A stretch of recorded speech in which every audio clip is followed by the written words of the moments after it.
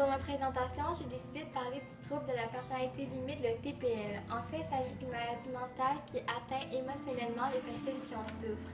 Elles ont alors de la difficulté à en tenir des relations interpersonnelles, c'est-à-dire des relations entre un petit nombre de personnes. Présentement, plusieurs sont affectées mais n'en sont même pas au courant. Cette maladie devient de plus en plus fréquente et malheureusement mal identifiée, ce qui causera un impact sur ceux affectés. Parmi plusieurs hospitalisations psychiatriques, le trouble de la personnalité limite en occuperait 20%. Il s'agirait d'une maladie qui apparaît vers l'adolescence, mais plus fréquemment vers l'âge adulte. Les personnes en étant affectées n'ont de la difficulté à contrôler ses émotions, avoir un bel estime de soi. Elles se sentiraient lâches, découragées, inutiles, enfin ne cesseraient de se trouver des défauts, de continuer de se dénigrer. Son humeur serait aussi affectée, elle pourrait sembler heureuse, mais rapidement peut devenir fragile et irritable. Cette maladie mettrait en cause plusieurs autres troubles mentaux, comme la dépression, la bipolarité, ce qui causerait ces sauts d'humeur, le trouble anxieux et la dépendance à l'alcool ou drogue. Instable, elle est rarement capable de tolérer la souffrance, la douleur qui lui font face.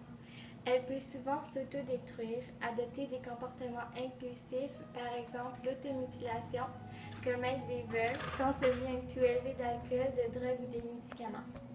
Le trouble de la personnalité limite présenterait 7 critères. Le premier serait la peur d'abandon. La patiente serait donc incapable de supporter la solitude. Elle aurait toujours besoin d'être entourée de personnes. Pour chaque abandon, elle trouverait un moyen de dire que c'est de sa faute. Deuxième critère, relation instable et intense. L'instabilité des relations qu'elle a peut parfois sembler menaçante pour cause de ses impulsions, de sa difficulté à gérer ses émotions. Elle peut parfois ressentir de la forte haine envers un proche et finalement réussir à se calmer en pensant des belles choses de lui. Troisième, la perturbation de l'identité.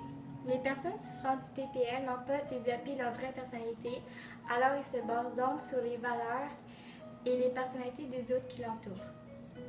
La quatrième, ce serait l'impulsivité. La personne qui a des intentions, qui a ce trouble, a des intentions autodestructeurs qui se traduisent souvent par l'abus d'alcool et de drogue. Ces comportements impulsifs lui feraient faire ce qui semble bien pour elle, mais qui est mal en réalité. Cinquième critère serait les comportements suicidaires ou autodestructeurs. Les patientes représentant ces critères sont majoritairement aussi souffrant de symptômes de dépression et de troubles anxieux.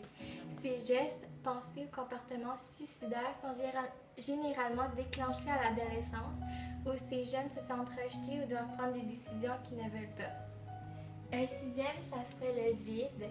Elle a un sentiment permanent de grand vide intérieur. Les patients souffrant du trouble de la personnalité limite utilisent comme mot vide un manque, aucun rêve, aucun futur. Toutefois, il ne s'agit pas d'ennui ni d'angoisse. Le septième critère serait la colère. La personne souffrant du TPL, quand elle est en colère, son tempérament peut varier, c'est-à-dire qu'elle peut passer d'une petite rage à une très grande frustration. C'est souvent causé par la négligence de ses proches, de ce qu'il lui fait vivre, s'il l'abandonne ou ne se soucie pas d'elle. Pour terminer, je vais vous parler des traitements de ces troubles.